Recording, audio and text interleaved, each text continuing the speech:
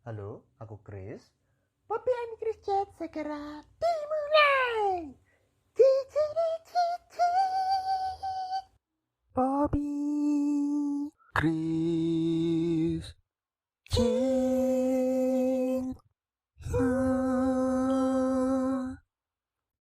Ini aku dengan Mbak Rini di sini. Halo Mbak Rini, selamat pagi, siang, sore, malam karena nggak tahu ini didengar kapan kan. Iya, halo.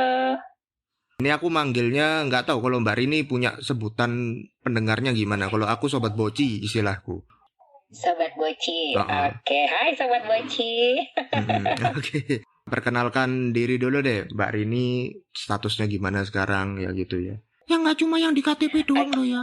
Iya iya iya. Yang umum lebih umum. oke. Halo, Sobat Boci, Mas Kris dan Bobby. Ya, sehat Bobby. Ya beginilah. Aku senang nih lihat Bobby ini lucu nih Bobby ya. Terima Oke, kasih. Sobat Boci, salam kenal. Saya Rini Puspa. Biasa dipanggil Mbak Rini atau Uni Rini boleh, karena saya aslinya dari Padang, Minang. Saya adalah seorang pejuang kanker payudara. Gitu. Oke, ini bagi yang nggak tahu ya, karena ini kan kita interview kan ya. Jadi kalau misalnya menjelaskan lagi panjang banget, nggak kelar soalnya. Untuk Iya, iya, podcastnya nanti iya. aku kasih linknya nanti. Jadi ini kenapa aku bisa kenal sama Mbak Rini ya? Ceritanya itu dari dengerin podcastnya Mbak Rini. Podcastnya self motivasi ya. Iya, betul. Itu membahas tentang cancer. Nah itu luar biasa sekali karena kan cerita itu tahunan ya, bisa diringkas dalam hanya 2 episode. Luar biasa itu. Nah itu jadi nanti aku kasih linknya nanti di deskripsi. Kalau Sobat Boci mau denger bisa langsung ke situ aja. Detail banget jelasinnya. Mbak Rini ini cerita tentang kansernya gimana begitu. Nah jadi ceritakan tentang tegar, tentang kuat begitu ya. Bagaimana harus tetap tersenyum, harus tetap semangat menghadapi keluarga dan anak khususnya begitu ya. Kita membahas tentang ini deh, tentang bagaimana supaya tetap tegar begitu ya. Bukan karena ini mau katanya resesi ya, tapi tegar ini kan gak harus itu juga kan, gak harus masalah juga kan. Pokoknya kita dalam setiap fase kan pasti perlu lah namanya ketegaran hati begitu, kekuatan untuk menghadapi ke depannya. Nah, kita mau ngulik-ngulik nih, nah sama Bobby ya. Iya, aku jangan dilupakan lu, jangan ngomong sendiri. Iya, iya, iya. Kamu juga kan. Nah, jadi bagaimana supaya nah bagi-bagi ilmu nih gitu ya, karena kalau sudah menghadapi cancer itu sudah seperti vonis mati, kurang lebih kalau ada beberapa orang bilang begitu ya. Aku langsung ke Mbak Rini aja bisa di-sharingkan gitu. Kira-kira yang bikin tetap kuat, tetap tegar apa sih? Oke, makasih Mas Kris. Jadi aku cerita sedikit ya.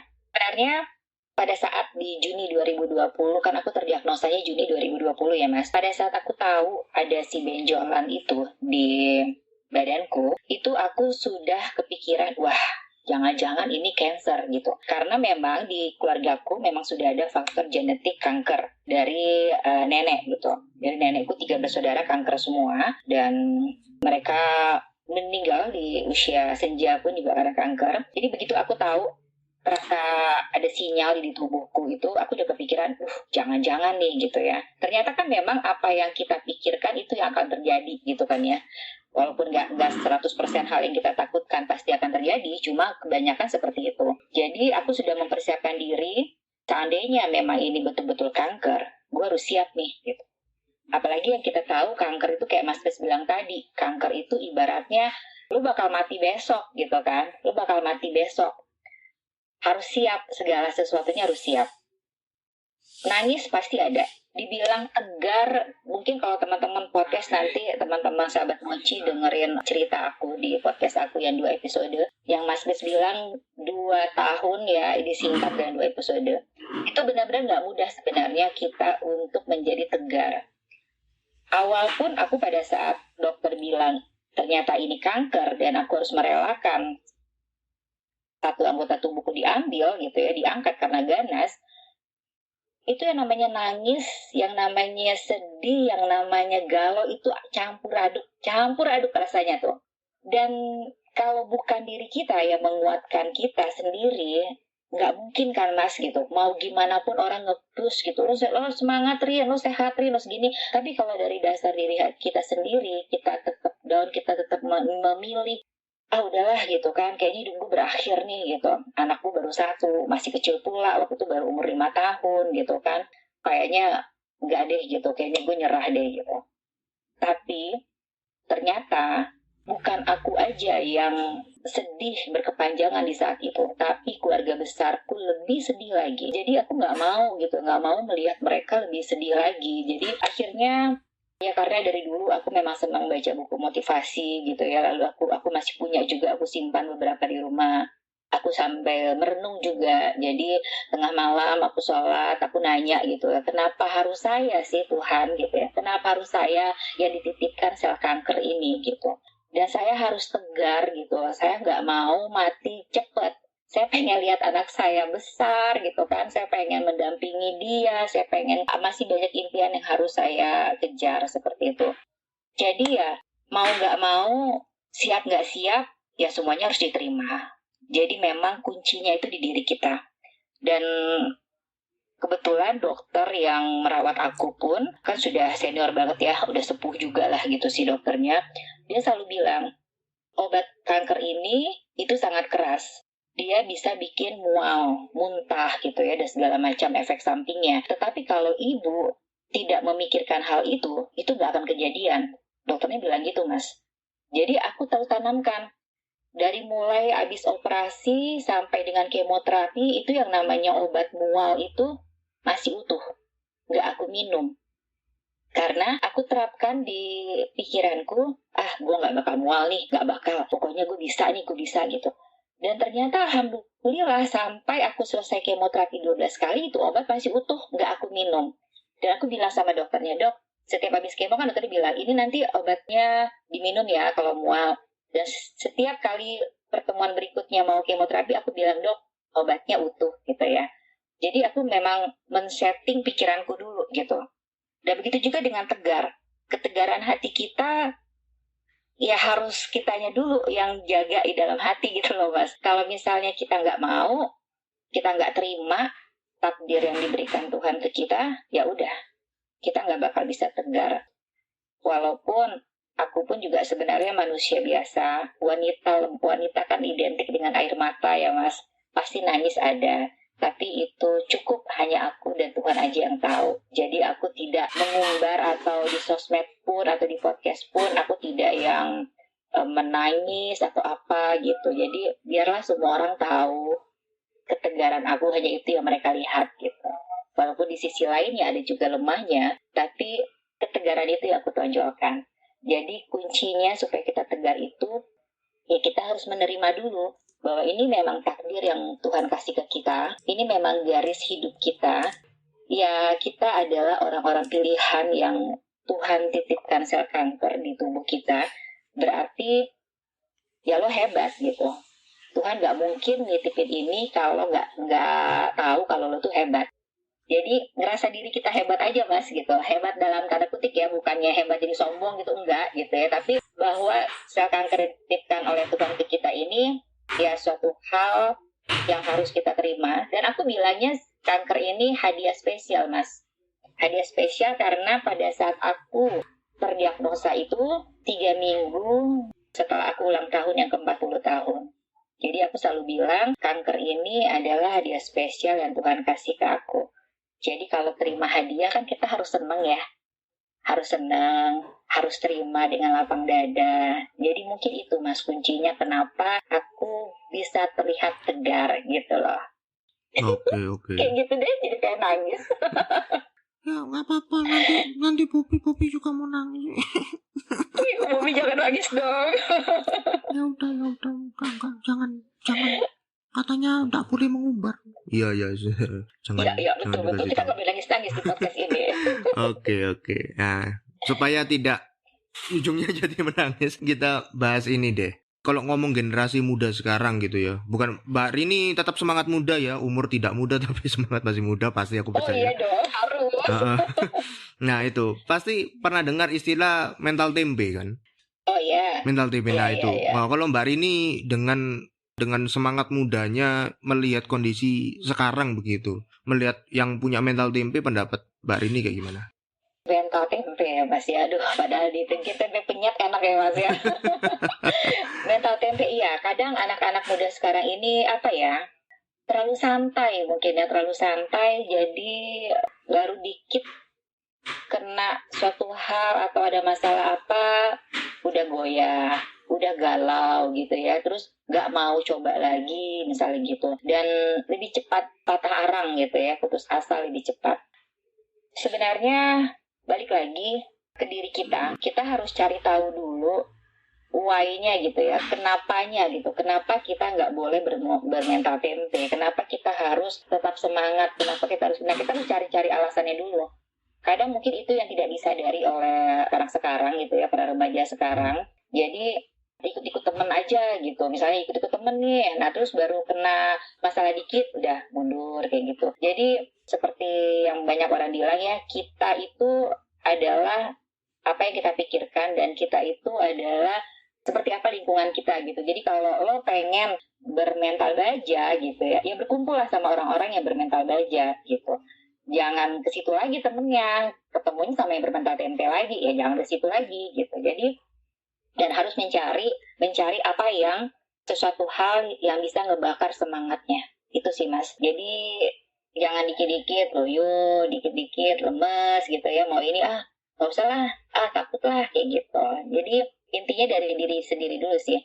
Diri sendiri ini ya harus kuat ininya, percikan api ya kalau kan di podcast Oke, ya kemarin ya, benar-benar percikan harusan api. itu, Nah, percikan api. percikan api. Jadi kita harus punya percikan api dalam diri kita biar kita tidak bermental tempe.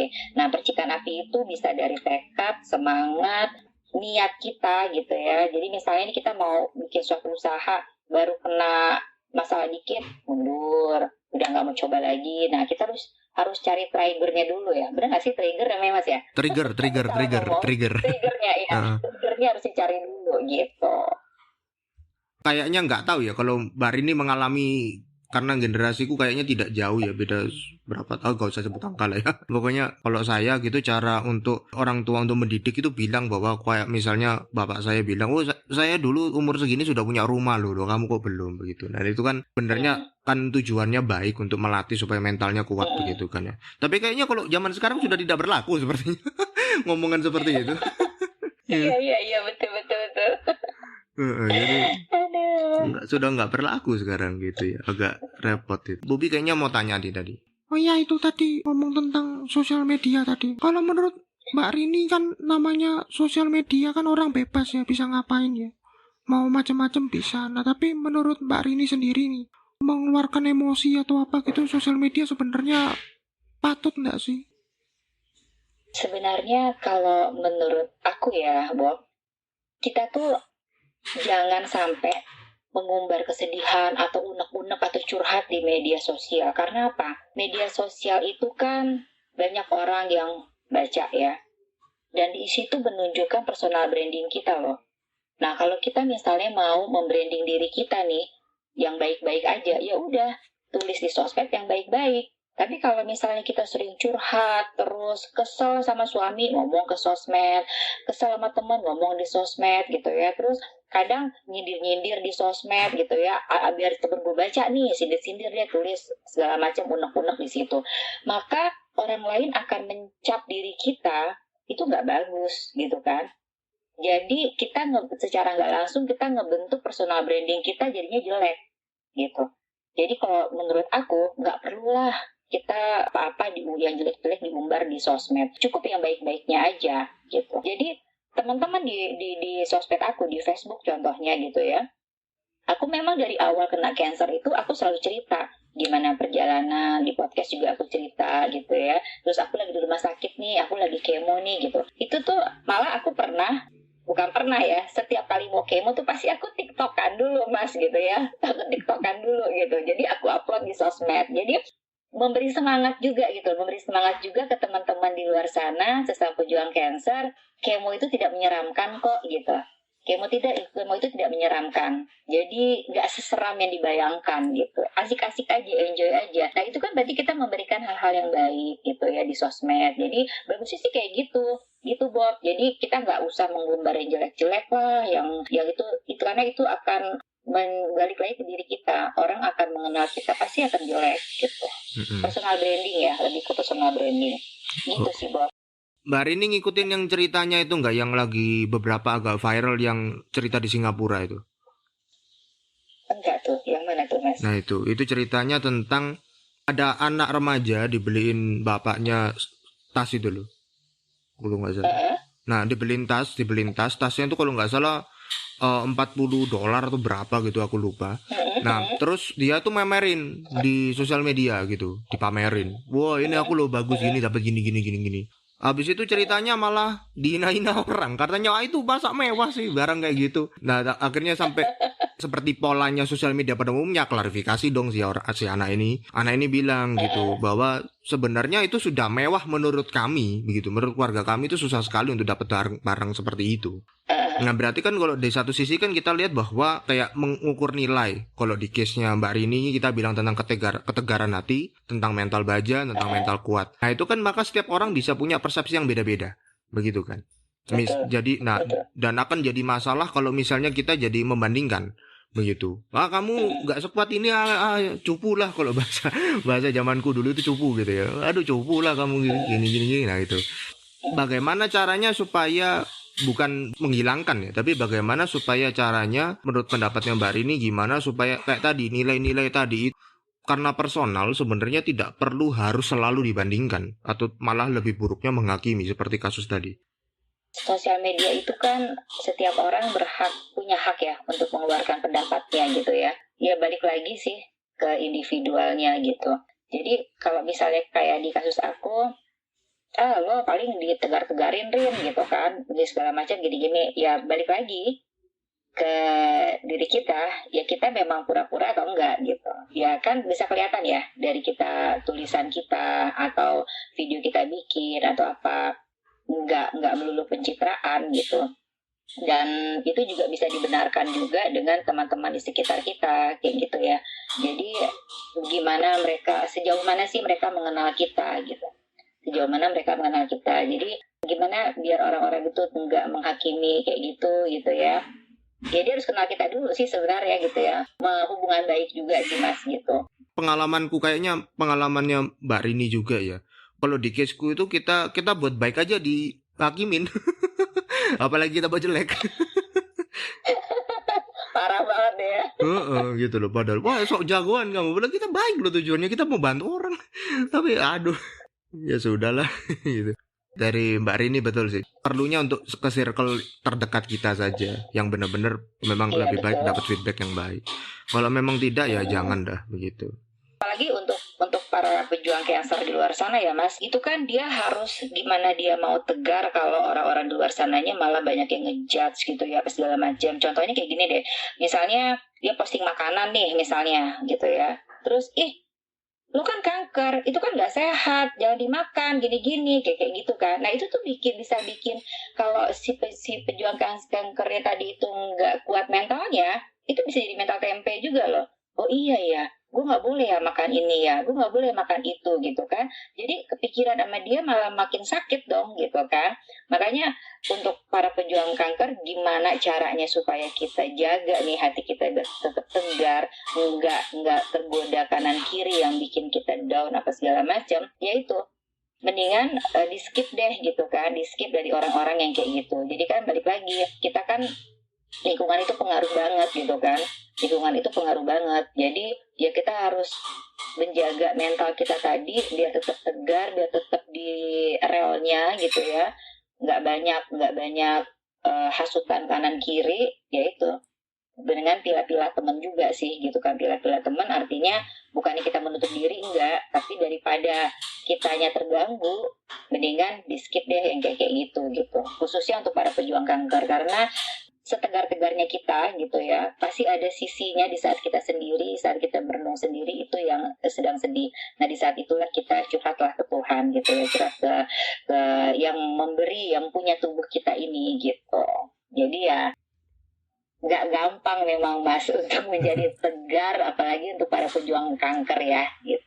Jadi ya harus makanya kenapa aku bikin podcast bercerita tentang kanker, terus nanti suka aku share juga ke teman-teman tentang perjuangan kanker biar tertular semangatnya. Dan mudah-mudahan juga yang mendengarkan podcast kita kali ini ya Mas ya, mudah-mudahan siapa tuh kalaupun ada teman atau saudaranya yang pejuang kanker juga kayak aku bisa tertular juga semangatnya gitu kan ya Mas ya. Iya, Jadi betul. bermanfaat juga lah obrolan kita gitu.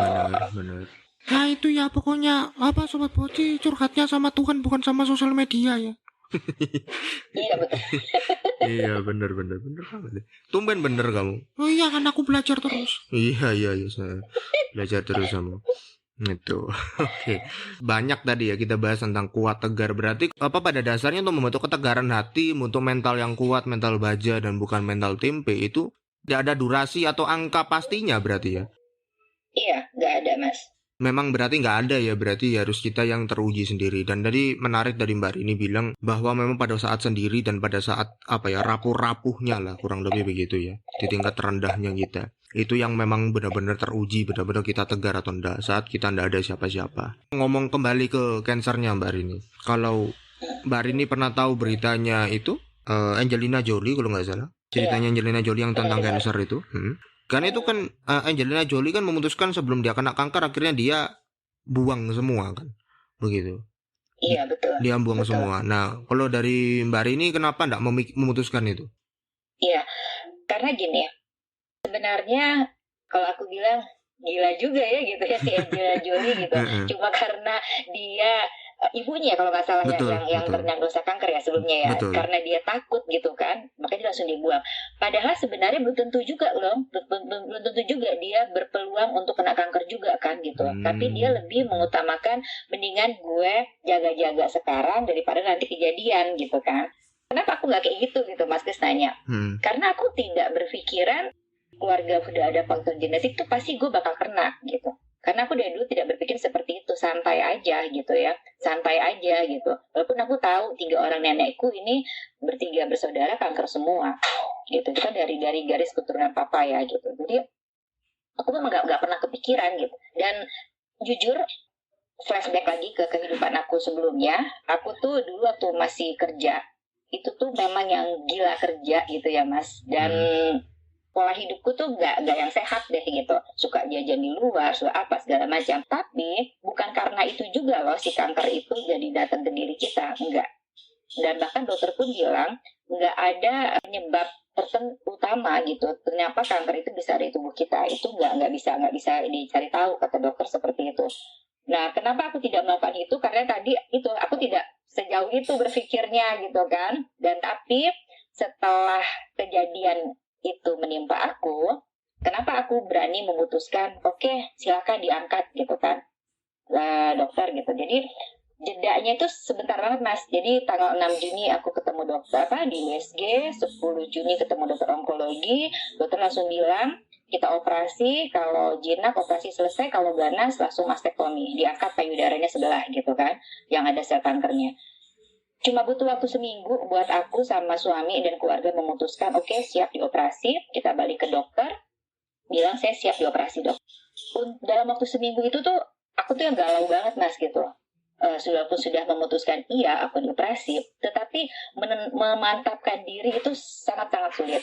Tapi akhirnya aku memutuskan oke, 100% aku yakin. Karena apa? Aku menanamkan di pikiran aku, anggota tubuh yang sudah rusak ya udahlah dibuang aja daripada dia menggerogoti atau merusak anggota tubuh yang lainnya. Aku nggak mau tubuhku yang lainnya jadi ikutan rusak, ikutan sakit. Cukup ini aja, ya udah ini aja dibuang seperti itu. Sempat aku pas teman ada yang bilang, si Angelina Jolie tuh dia sempat angkat rahim juga kalau nggak salah ya Mas ya. Jadi bukan payudaranya aja yang diangkat, juga angkat rahim karena itu kan memang berhubungan gitu ya dari hormon estrogennya. Aku sempat bilang sama dokter di tempat yang merawat aku sempat bilang, kenapa nggak hidung telurku diangkat sekalian aja gitu. Aku nggak ada kepikiran untuk punya anak lagi kok gitu, cukuplah satu ini aja gitu. Kenapa nggak diangkat aja langsung daripada pengobatan. Sampai sekarang kan aku masih pengobatan tiap bulan gitu ya untuk suntik dan minum obat hormon. Kenapa nggak diangkat aja, aku bilang gitu. Tapi dokter tidak merekomendasikan Mas. Dokternya bilang, saya tidak merekomendasikan Mbak Rini untuk diangkat hidung telurnya. Jadi cukup dengan terapi hormon ini aja, dia bilang gitu. Nah, dokter sendiri pun tidak menyarankan gitu. Jadi ya ngapain juga gue ngotot gitu kan. Jadi pastinya, kata dokter, pastinya setiap anggota tubuh kita ini pasti punya manfaat tersendiri, punya fungsinya sendiri. Jadi ya nggak usah, kalau memang dia belum rusak ya ngapain dibuang gitu kan. Ngapain dibuang, masih banyak cara kok untuk mencegahnya supaya nggak rusak gitu. Seperti itu, makanya gila juga gitu si Angelina Jolie gitu, segitunya dia takut kena gitu, langsung dibuang sekalian deh gitu. Tapi aku tidak segila itu lah Mas. Oke, nggak apa-apa. Oke, memang aku mulai dapat kalau yang memang tidak rusak ngapain dibuat rusak begitu ya, jangan ngapain dibuat rusak. Betul. Kalau memang sudah tidak perlu dibuang, ngapain dibuang begitu ya. Oke. Jadi dari Mbak Rini bisa disampaikan mungkin sahabat Woci atau pendengar yang tahu bahwa mungkin ada cancer atau punya riwayat cancer, atau juga bagi teman-teman yang lain juga secara umum bagaimana bentuk mental yang kuat itu. Buat teman-teman di luar sana setelah pejuang kanker, ataupun teman-teman yang punya saudaranya mungkin atau tetangganya yang sedang saat ini menjalani hidup sebagai seorang pejuang kanker, tanamkan aja ke diri kita bahwa kanker itu bukan akhir dari segalanya. Dan yang namanya terapi seperti kemoterapi, radiasi, atau apapun itu pengobatan untuk menyembuhkan si kanker kita, itu tidak seseram yang kita bayangkan. Jadi nggak usah takut. Aku selalu bilang ke teman-teman, gak usah takut. Dan gak usah sampai yang ketakutan banget gitu. Mau makan ini takut, mau makan itu takut. Jangan sampai kayak gitu. Karena ketakutan kita sendiri itulah yang sebenarnya akan membunuh diri kita. Bukan sisa kanker yang akan bunuh diri kita, tapi pikiran takut kita tadi yang akan membunuh kita. Karena 1.000 hal yang kita takutkan, itu belum tentu akan terjadi. Jadi pesan aku buat teman-teman pejuang kanker di luar sana, gak usah takut. Gak usah minder, gak usah ngerasa gue gak berguna lagi setelah kanker ini gitu ya. Gak usah merasa kayak gitu. Tetap semangat, tetap jaga percikan api di dalam diri kita. Bahwa kanker itu bukan akhir dari segalanya. Dan segala pengobatannya itu tidak seseram yang dibayangkan atau yang ada di berita. Jaga bahwa kita adalah orang-orang pilihan yang ditunjuk oleh Tuhan. Makanya kita dititipi saat kanker ini. Gitu. Tetap semangat lah pokoknya. Aku persilakan Mbak Rini promosi podcastnya. Ya, makasih Mas Chris. Buat teman-teman yang lagi galau, yang lagi bingung gitu ya, kurang semangat, gelisah gitu, atau sejenisnya lah seperti itu, yang membutuhkan suntikan semangat, mungkin bisa mampir ke podcast aku yang judulnya Semangatmu Masa Depanmu. Karena sejujurnya sekuat apapun orang di luar sana untuk memberikan kita semangat, memberikan kita motivasi, tapi kalau dari diri kita sendiri itu tidak ada rasa semangat itu, maka akan sulit banget gitu. Jadi yuk mampir ke podcast aku, Semangatmu Masa Depanmu. Cari aja deh, nanti bisa dengerin episode-episodenya, semoga bisa bermanfaat ya, bisa menularkan semangatku ke teman-teman semua. Oke. Dari Bobby ada tadi? Oh iya, aku gak dibilangin makasih tadi. Cuma Chris doang. Iya, makasih Bobby. Waduh, kamu ini ya.